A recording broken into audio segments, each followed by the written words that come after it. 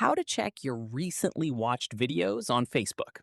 This tutorial shows you how to dig up your watch history so you can revisit something you've already seen. First, open the Facebook app on your Android device. From there, tap your profile picture at the bottom right to open your profile page. After that, tap the three dots at the top right of your profile. At this point, tap Activity Log from the menu that appears.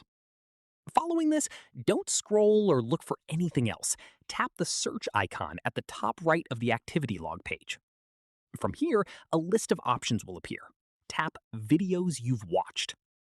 This pulls up your complete video watch history, listed with the most recent ones at the top. At this stage, tap on any entry to jump straight back to that video and continue watching from where you left off. Keep in mind, Facebook only keeps a limited history of watched videos, so very old views may no longer appear in this list. That's how you check your recently watched videos on Facebook.